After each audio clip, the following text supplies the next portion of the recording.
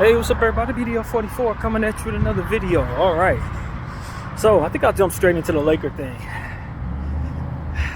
Man, we do have a big game tonight against OKC. I do like our chances against OKC probably as well as any team that's in this conference that's a playoff team right now, because for no other reason than we've been able to have success against them in the playoff, in the regular season. We're up 2-1 in the series with the final meeting coming up tonight at 7:30 here in LA.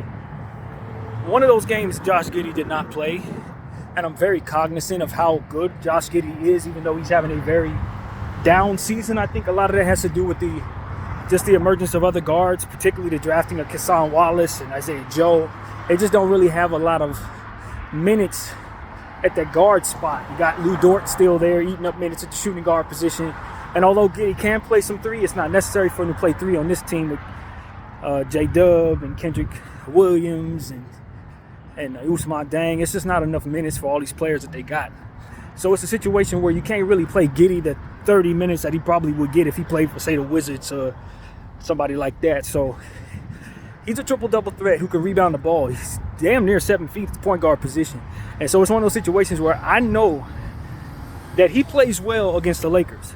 They got players on this team that specialize in beating us or playing well against us. Kendrick Williams is one of them dudes, and Josh Giddey is one of them dudes. They ain't gonna play great against everybody, but damn it if they don't play fantastic when the Lakers come around. I don't know if this their favorite team or what, but a lot of times that's just what ends up happening. So as we continue to find ourselves in situations where we face these dudes, whether they go OKC Thunder, win or lose, you can count on those role players to step up big. And other players have played well too, but those two just stand out for me. Those two specifically. You know, Josh, for example, Shai Gilgeous-Alexander didn't play all that great last time we saw him. And we know he's an MVP candidate, but I think he only hit like 9 shots out of like 20-something. So he's not always a lock to play well against the Lakers, for example. But at Kendrick Williams, hell yeah, every time. Josh Giddey, he always rebounds more than necessary against us. Kills our guards on the boards every single time we see him. And one of the reasons, as I speak in circles, why we didn't win that game, why we didn't lose that last game, in my opinion, is because he wasn't out there to do so. So he's healthy right now. He's been struggling. And I expect for him to play good tonight. I expect for him to come into our building and have a certain level of confidence. Now, granted, with the whole situation with him off the court, he's going to get a lot of attention he don't want. He gets booed every time he touches the ball, that type of thing. So hopefully that plays in our favor. But I think it's going to be a big deal having him out there. Just because although most of us probably don't remember him missing the last game and his team losing, I'm certain he does. So this is one of them situations where we're going up against the Thunder. I don't know if anybody else thinks like this. I don't know if anybody thinks like this, but just to be on guard against this type of thinking, I always try to throw it in. Just because you beat a team and don't remember beating them, it was a run-in-the-mill type of win. Usually, if it's not a substantial, memorable win, we just win and just walk out of there and that's it, and go on to the next. Teams don't forget losing to the Lakers. Teams don't forget when you beat them when they are missing a guy. And so in this case, they're probably going to have an extra oomph about themselves because they know that by way of their record, they should expect to be a better team than us, period. A lot better. And for them to have been down 2-1 in the series, and with us beating the Clippers, having been up 2-1 in the series against them, I think it's one of them situations where they don't want to end up like the Clippers, being a better team than the Lakers that lost a decent series to the Lakers. So at the end of the day, this is LeBron James. How many times you going to actually be better than LeBron James year in and year out as far as your team's success? So that means something to these guys, and it's going to be on their mind even if it ain't on ours. You know what I mean? That's the type of thing. It's like you got to know where the motivating factor is for the other team that maybe you ignore. I think a big part of getting up for teams is knowing who's getting up for you and what they have going on that would make them want to get at you in an especially energetic way. Shai played terrible in that last name. No Josh Giddey. You best believe both of them dudes going to want to come out and kill our guards because those are easy defensive assignments for them. They don't have to worry about them dudes, or rather offensive kills. They can overcome the defense of the guards that we have if they play their game to the best of their ability. So it's very easy for me to see them being up for this game, knowing they had bad outings against the Lakers earlier in the season and want to tie up that season series to establish themselves as better than us, because they don't want to go up against the Lakers in the playoffs having lost 3-1 even with home court advantage. They do not want that type of problem, so they're going to be up for us. My question is, for the Lakers, are you going to be up for them? Are you going to identify that they got a certain level of interest in beating you that maybe you don't see coming? You know, they got certain players on this team that are going to want to play well against the Lakers, even if they don't play well against anybody else. And so these are the type of things I'm just prepared for as a fan, and I hope that my team and my coach is prepared for that as well. Isaiah Joe, he going to be up for this game. And I said in the pregame video, a guy like Gordon Hayward never got his opportunity to put on purple and gold. Now, I never heard him say he wanted to be a Laker. I don't know that. But what I'm saying is, as a buyout candidate, one would think that he had opportunities to choose his team, and he could have been playing in LA. I know he has some ties to this area because I know his cousin. I know of his cousin. I don't know him that well, but I talked to him a couple times on Facebook. This is his real cousin. So I know that his cousin be talking to him about the Lakers and has been for years. So it's one of the type of situations where, look, man, at the end of the day, Gordon Hayward hasn't played well since signing up with the OKC Thunder. He ain't been having the minutes. He been attempting like 3 shots a game. He missed the last, couple of shots that he's taking, that kind of thing. It would mean everything to him to come in and establish himself as a viable bench player for this team, because it is hard to get minutes on that OKC Thunder bench. It's very hard to get in. It's hard to get off the bench at all for that team, given how much of a threat each position is in the starting lineup to get 30-plus minutes a game. You're talking about Chet. You're talking about J-Dub. You're talking about Shea. You're talking about Giddey. You're talking about Lou Dort. It's hard to get off the bench. It's hard to get in the game, rather, for this team. So a guy like Gordon Hayward, he's getting paid the big bucks. I think a great time for him to establish himself is tonight against, once again, lesser defense. Who we going to have guarding him when he comes into the game? Who's guarding that small forward position? You know what I mean? So that's the type of thing. It's like, if I'm an OKC Thunder, I'm not afraid of the Lakers defense right now. I'm not. The Lakers defense has been pretty terrible. We've basically punted the defensive end. And even though we have guys that can play defense, obviously Anthony Davis, Rui Hachimura has some defensive strengths. Max Christie plays defense pretty well, even though we don't use him. Bron has been known to get in the chair. We know what he can do when he's focused and just wants to put forth energy on that side of the floor. I wouldn't be scared of a D'Lo or Austin Reeves. I ain't particularly concerned about the defense of some of these other guys on our team that we use all the time. Why are you afraid of us? And so that's what concerns me. This is a high-powered offense that, in theory, should be able to outclass us in a lot of various areas. J-Dub may have a massive game tonight. His little brother's going to be one of the high lottery picks this upcoming year. Very, very talented young fella. He is going to continue to try to establish himself as a star, and someday probably him and his brother are both going to be all-stars in the same year. It's just a matter of time. I call the guy Baby Magic Johnson because he really is a 6'10" point guard. You know what I mean? I remember telling you guys about him when he was first drafted. Actually, right before the draft, he opened my eyes because of how his highlights were so very cerebral. He made awesome passes, and he's so tall. He can shoot the ball. He can drive at the rim with a big body, hard to guard. You know what I mean? And so it's like, open court, he's a problem. Half court, he's a problem. Defensively, he's a problem. On the boards, he's a problem. I don't see too many holes in J-Dub's game. So it's like, if you're going to have him down there as like their third option, and he don't even have to take on the best defensive assignments because you got to deal with Dort, who's going to take on the best defensive assignment, it just becomes a situation where if OKC Thunder is clicking like they're supposed to, they don't have too many holes. Now, the one concern that you have if you're the Thunder is Chet Holmgren fantastic offensive and defensive player, but he doesn't have the strength yet to really keep a guy like AD out of the paint, to keep a guy like Rui out of the paint. He can get pushed around, pick up easy fouls. That's going to be the story for the Lakers. Can they keep Chet Holmgren for having a big Chet Holmgren game? You may not be able to stop SGA. You may not be able to stop J-Dub. J-Dub tends to be streaky at times too. Just to zero back in on him, he'll string together 10, 12 shots, 10 to 12 points in a row. I've seen him do it. He them type of dude that can go off for 20 points in a quarter, even though I don't know that he's done that yet. That's the type of offensive player he is.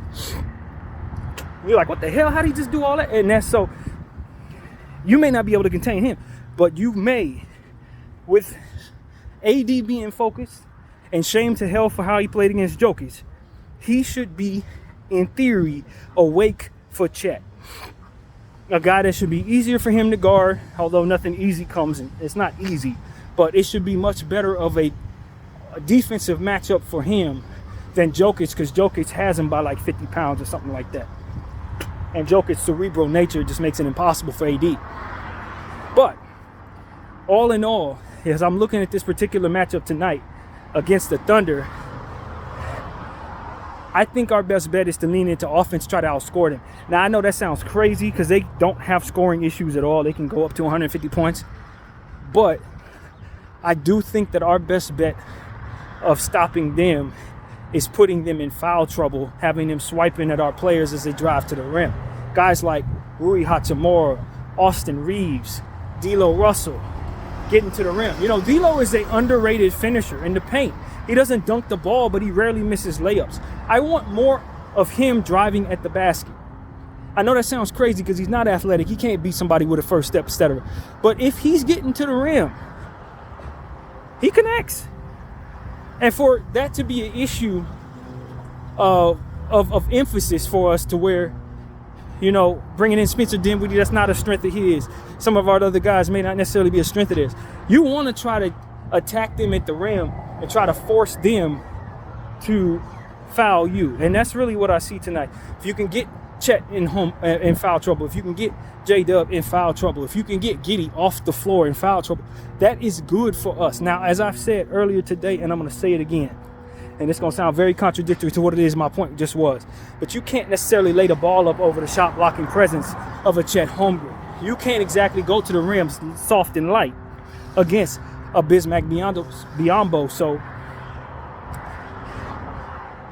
you know, we got to do the best we can in that regard. But I think if we can turn defense into offense, if we can beat them back down floor and transition, I think we got a great shot at getting the the paint points that we need.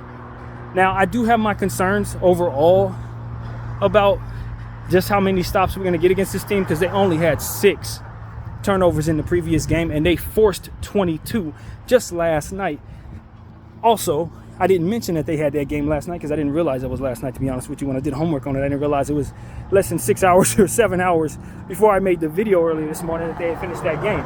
But at the end of the day, they are coming off a back-to-back against Phoenix, and they forced 22 turnovers against that team. So their defense right now should be as confident as it's ever been, given the fact that they had such a drastic contrast between not turning the ball over and forcing turnovers. But with that being said, they only won that game by 8 points. If you got 22 turnovers forced, or however that turned out, I don't know if they forced all those turnovers, but however that goes, you get the ball back in your hands 22 times, and you only turn the ball over 6 times, that tells me, and you only won by 8 points, key to it all, that tells me something went wrong. And where I think things may have went wrong last night for them is they didn't necessarily shoot the ball well from behind the arc. Now, I don't remember what their attempts were, if it was egregious or not, but somewhere along the way, if you are able to take care of the basketball that much, and 2, get the basketball back from another team that much, you definitely expect to win by more than 8 points. I'm just going to be honest with you. Now, a lot of things can cater to that. Maybe they had a garbage time situation in the fourth quarter, and the second unit of the Suns made a run or something. I don't know the context. But the point is, just in a nutshell, when you force that many turnovers to take care of the ball that much, you definitely won by more than 8 points most of the time. So I think that's something to consider. Know that they had that type of success partially because the Phoenix Suns refused to run a regular point guard, and we don't have that problem. But just the same, they did force that many turnovers. So, yeah, man, I look at this team and I said, look, they just lost to the San Antonio Spurs. Wemby had one of the best games ever. That tells me that Anthony Davis can have one of the best games ever, and we can have a similar effect. They had Devin Vassell shoot well from behind the arc from what I saw. They weren't supposed to lose that game. But nevertheless, because Wemby was so dominant in the same areas that Anthony attacks, because Wemby and Anthony are pretty much similar in a lot of ways, you expect that if Anthony has a good game, we should be able to attack them in similar ways. Shea went for his 30 plus last night, if I'm not mistaken, or against those Spurs, rather. I think he had his 34 or whatever. That didn't affect the game in a way that got them to win. And it's because Wemby was that damn dominant. So, and they were able to get enough help from other guys. So that's really a key to me for tonight's game. Establish Anthony Davis on both sides of the floor. Try to keep Chet from being a uber effective scorer. Because if Chet's going for 30, you lost. Because that's just going to open up everything else for all those guys who don't need Chet to open up things for them at all. So it's like, you in real trouble if Chet decides he wants to go for a career high tonight. It's going to be hard to keep up with him. But if we can keep him somewhat at bay, keep him hovering around 17, 16 points, something like that, if we can keep him at bay, I think we got a great shot at doing enough offensively to score on this team. So that's really where I come from when it comes to the OKC Thunder. It's a very difficult team to beat, but we've already defeated them twice this year. One of those games they were healthy. The other one, they were missing the Giddey piece. So that's an important thing to always keep in mind. And when you beat a team, they may not necessarily be as healthy as to say that you should be confident going up against them in a playoff series or something like that, where they will be. So these are the type of things that we just think about. Now I was listening to some commentary this morning. It's this piece going around. I wish I remember the guy's name. He actually did his own podcast this morning. But he released a piece on his platform essentially saying that LeBron James is not listening to Darvin Ham's play calling. He's saying F all that, quote unquote, after play calls and coming out running his own thing. That's tricky for me because on one hand, I don't trust Darvin Ham that much. But on the other hand, if you're going to do stuff like that, you're going to confuse the guys who need to be following structure. And so it ends up being you close one hole, you open another. You know what I mean? If the coach say, hey, we're doing this, and this, and you, the superstar, say, bump all that, we're going to do that, it ends up messing up the practice process for the play that needs to be mastered by guys who may need to master that play when you're not on the floor. So that's one less rep for the play that the coach has called that he's likely going to call again. So for me, it's like leadership understands, like in the moment, yeah, you may need to do that. But what this guy was essentially saying is that this source that told him that says that Bron does this all the time. I don't know that it doesn't create more problems than it does in the moment create the solution that LeBron's looking for. And as bad as our team has been playing and as little as we practice, I think that we do more harm behaving that way than we do just simply running the proper play and letting ourselves live and die with the coach's intentions. Because at the end of the day, even if the play is trash, what you want is for players to just get as many reps as possible. And since we're using these regular season games as practices, you want them running more structure, man. And from what I understand, based on commentary by people who study this type of thing, when the Lakers run plays, they tend to do better this season than when they try to freelance it. So I don't think that we can co-sign that. As little trust as we want to apply to Darvin Ham, and as many times as I said, just let LeBron coach the team, because at the end of the day, I'd rather blame LeBron than blame the coach for whatever happens. I don't think it helps the lesser guys to be in a situation where they have to run different plays than what the coach asked them to do. Because now they're stuck between a rock and a hard place, because if they do what the coach asked them to do, they're going to mess up the play because LeBron's running whatever he wants to run. And if they run the play that the coach wants them to run, they're going to mess up the play because LeBron is running whatever he's going to run. So it's like they're going to lose minutes is what I'm trying to express, doing the wrong thing. And they can blame LeBron James, but it can get really confusing in regards to trying to reel people in, assessing them properly as it pertains to their development. If the coach is asking them to run one thing and LeBron's telling them to run another, and they choose a side and it's the wrong side for the play in the moment, then they start losing minutes based on the choice that they've made to just simply follow whoever it is they follow in a situation like that. It's just bad leadership, brother. As you can clearly see, I've deduced that this is bad leadership. You can't let your frustration with the coach's choices keep you from allowing other guys to have fair opportunities at success. And that's exactly what happens when a star player decides that he wants to run plays that the coach didn't call.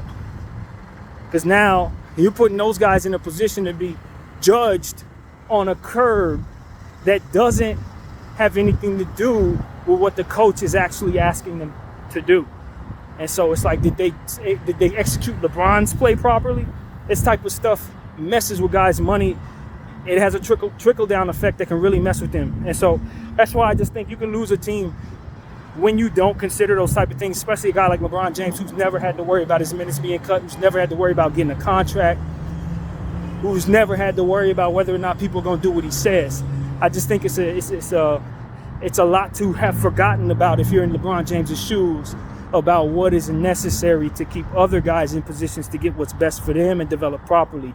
And when you've never been in that position, it's hard to respect it properly. You understand what I'm saying? It's hard to respect from his position if you're not cognizant of what hurts other guys or what other guys think of things that you do, and you just thinking about the play in the moment and you have the power so you're going to wield it. You almost forget that you're being a bad teammate to people who really genuinely need you to go along with what's best for them so that they can have the best opportunity to keep them staying in the league. So all of this stuff trickles down, man. I know a lot of people don't probably see those different degrees of separation from the circumstance, but believe me, if he's calling the wrong plays over and over again and guys mess up, whatever that looks like, then they're judged for not only not following what the coach asked them to do, but for not executing the play, whatever it is that they had on the floor. And so, you know, if I'm gonna run through a wall for my leader, I need to know that the leader has got my best interest in hand. And in this situation, it can't just be about the moment. It can't just be, I don't trust the coach's play, so let me just go ahead and run something else. It hurts a lot of other things that LeBron probably is not respecting very much, in my opinion. So for me, I'm a team first guy. I'm not a player fan. I'm a team, die hard. And I'm always looking at my other guys and wanting them to succeed. Guy like Max Christie. I don't want LeBron running different plays than the coach while Max on the floor. You understand what I'm saying? Because that hurts Max's development. I can mess with how coach views Max and ends up keeping Max from getting the minutes he's supposed to get. And I don't want him doing that with a guy like Taurean Prince on the team, because Taurean may be better at running the set play that coach wants to run rather than trying to improvise on the fly. You know what I mean? That type of stuff. So it's like you got to be very, very careful about not only just recognizing what needs to be done as it pertains to the defense and what's coming at you, but also what that leads to when you do it.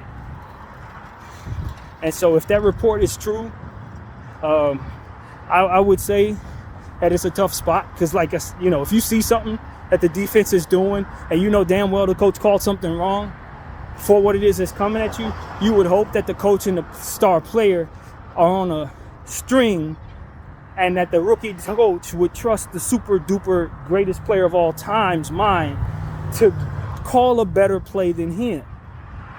But there's a lot of things that can still go wrong even if they're in lockstep in regards to that, especially when a team doesn't practice enough in situations that would come about in that way. If we have special audibles, which I think a great coach will probably work into the equation with a player like LeBron James, we especially audible out of certain things and we practice the idea of switching the play up. That kind of thing might be smart. Try to work that into the equation. But, I don't think Darvin's thinking like that, to be honest with you. I don't think Darvin really knows how to improvise based on what it is I've seen, it's hard for him to do so on a night-to-night basis. And so it's like, it's tough. This is why, if I'm being completely honest with you, this is why you don't let a player be coached by a coach under these circumstances that he doesn't trust. You fire that coach. You get him out of there because you end up having these issues.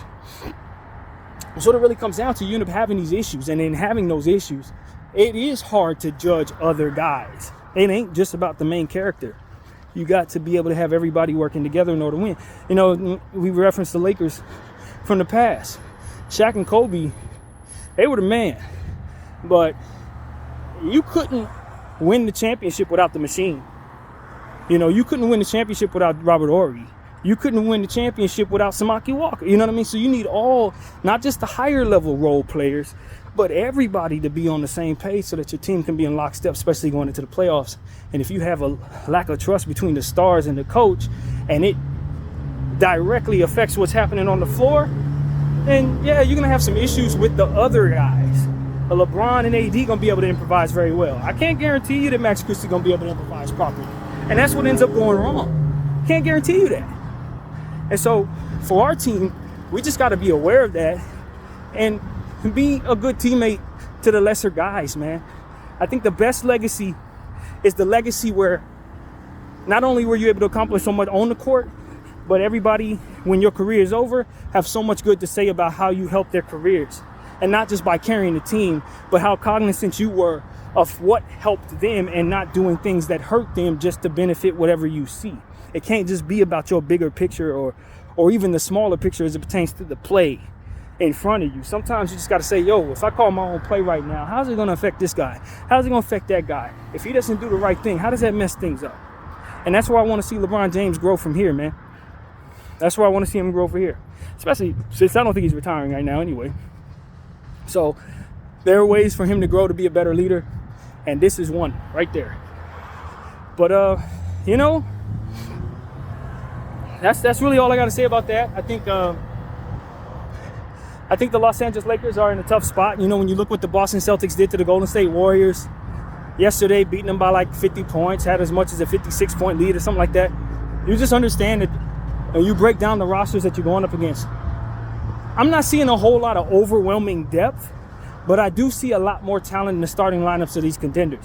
You look at a team like the Boston Celtics, for example, you got your Jrue Holiday, you got your Porzingis, you got your Jaylen Brown, and of course you got JT Money.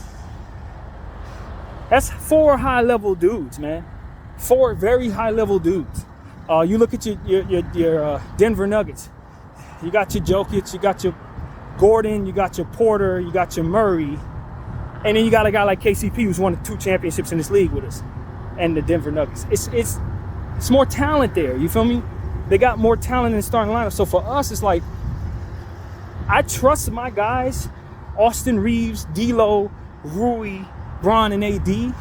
But when we start talking about the level of talent coming at Rui, the level of talent that's coming at Austin, we need those guys to take steps up so that they can meet the Jrue Holiday levels and the Porzingis levels and the Murray levels and the Porter levels, or we're just not as talented.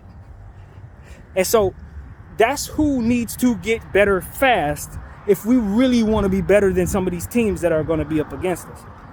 And the problem that we have is that because our coach doesn't really have a lot of faith in the bench, and because we're missing players from our bench that really take away from what it is that we ultimately would have in rotation, it's just hard to see us actually matching up very well against those teams in the 7-game series unless all those guys who are hurt come back. And even in them coming back, because they ain't been here all year, you still behind the 8-ball in regards to continuity. A guy like Gabe Vincent don't know what the hell we do. Not really. I mean, he's watching it from afar, but once it comes down to him incorporating himself into it, it's kind of hard to see it succeed, especially with Darvin, the way he likes to use people. He's put him down there too much. It's just, if Darvin Ham were better at incorporating players into situations slowly but surely and effectively, and establishing roles with new players and stuff like that, you'd feel a lot more confident about us finding this. But because he's a part of the problem in that regard, we're even more so behind the 8-ball. You know what I mean? And that's why it's like I don't think it's safe to say that the Lakers are good enough to win a championship. I don't think that's going to drive anybody into a space where they're like, oh my God, hot take Brandon, hot take BDF. But no, at the same time, it's like you really want to assess this properly because you do have AD, you do have Bron, you do have Rui Hachimura, of whom Meta World Peace said he thinks can be an all-star one day. You do have D'Lo playing at a high level. So you think that because you've seen us be extremely good defensively during portions of the season and be high level offensively during portions of the season, that maybe you can overachieve. But the problem with this is there's too much up against our team on top of the fact that we're just not as talented in our starting lineup as some of these other teams. You know what I mean? That's what it really comes down to. We don't have the size or the talent to realistically overcome some of these teams in a 7-game series. Not realistically. Now, if we overachieve, if Austin and D'Lo and Rui all play at their highest peak, then yes, we can do some good things. But to expect those guys to do that, I don't think it's a great bet. I don't think it's a great bet, man. You know, and Austin may get there in a couple years. I don't think Austin's a finished product, even though people want to argue that he's a 4-year guy in college. He's at 26 years old, 25 years old. He can't get better. I don't necessarily agree with that. I don't agree with that at all. I think he can still get better from here. I don't know how much better, but better, yes, I think he can get better. D'Lo, you know, D'Lo's probably who he's going to be. He's what, year 8, year 9? He's probably who he's going to be, but he's good enough to you feel great about him. And so long as he's shooting well, he's special, so you're good in that way. Bron and AD are exactly who you want them to be. No question about it. Bron's still playing at a high level. I don't expect him to fall off over the next 20-plus games. And then, you know, it just comes down to Rui. And Rui's a player who's always played well when he's utilized properly, but rarely has Darvin utilized him properly. So it's like, how much do I trust Rui Hachimura to be able to step into his own in a way that makes it so that he's so much better than he's been and get us over the hump? I trust him in a good situation with a good coach. I don't know that we have that situation or that coach. So that's my concern, man. I just want to temper all my people's expectations for the Lakers winning the championship. I don't think it's realistic to expect them to do that this year. I do think we can be a good playoff team. I do think that we've shown enough to where we can do some damage if we get the right path in the playoffs, avoid Denver, avoid Sacramento, teams that we have trouble with. We get the right matchups, we can beat some people. But if we don't get the right matchups, it's very easy to see us getting kicked out in the first round against the Denver Nuggets. However, I want to say something. I've been listening to people say we got to avoid the Denver Nuggets at all costs. I was listening to Trevor Lane this morning talking about maybe it's smart for us to tank the, you know, if we're in the 7th or 8th spot in play-in tournament, maybe we should tank that first game if the Nuggets are in the 1st or 2nd spot so that we can secure that we avoid them in the first round. What you got to remember to understand is what you don't want to be is so fearful of the Nuggets that you forget that trying to make the playoffs is the goal. You understand? We don't have our pick this season. So if we miss the playoffs, that pick goes to the New Orleans Pelicans. That's not what we want. What we want is an opportunity to play in the playoffs to solidify our purpose in this season. LeBron James in year 21 at almost age 40, we don't have the ability to throw seasons away. You most definitely would rather play the Denver Nuggets in the first round than to not make the playoffs. That is something that is extremely important to say because a lot of people lose sight of what it is you're afraid of. You're afraid of being eliminated and you believe the Nuggets can eliminate you. You're not afraid to play the Nuggets. Do you understand what I'm saying? It's to the point where you will eliminate yourself so that you don't have to play them. That's cowardice. And that loses sight of what we've been doing here. We're not afraid of the Nuggets. We just believe the Nuggets can beat us, so therefore we would rather avoid them. But not at all costs. Not at all costs. To the point where you put yourself in a position to play a single elimination game on the road on purpose just so that you can avoid them. Absolutely not. A ankle can get rolled in that game, and then you end up making the playoffs if you happen to win that game, and you don't have your best player because you played extra basketball. Never purposefully play extra basketball. After watching this sport for 30 years, I can legitimately tell you, you don't never want to play an extra overtime or an extra game for any reason at all. If you can avoid that, that is your best bet. You end series early. You don't want to play extra basketball in the playoffs, and you certainly don't want to be playing those single elimination basketball games at all. So that is something that needs to be said, man. People real cowardice out here. We gotta avoid the Nuggets. No, you gotta avoid being eliminated. And if avoiding the Nuggets can do that, then of course that's what you want to do. But you do not opt to put yourself in a position to play extra basketball so that you can avoid a basketball team. That is not smart, man.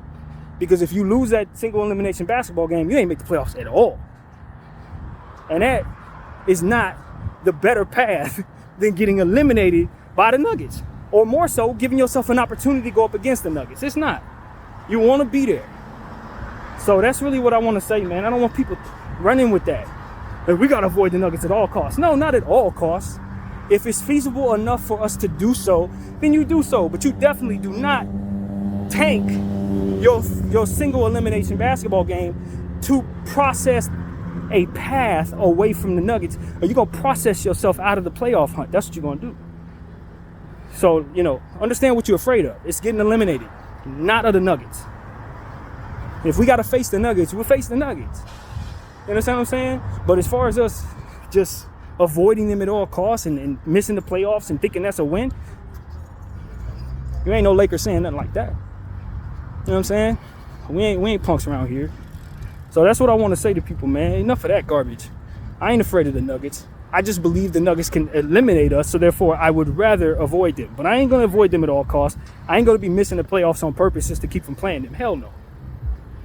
So that's what needs to be said, man.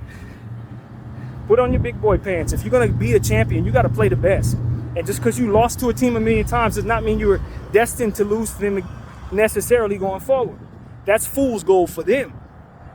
For all you know, that's exactly who you want to see, because they ain't going to take you very seriously at all because they didn't beat you the last 8 times. They roll an ankle, Jokic goes down, now you won the series. That type of thing. So it's like you don't know what's going to happen, but you can be damn sure initiating your own failure is going to bring about failure.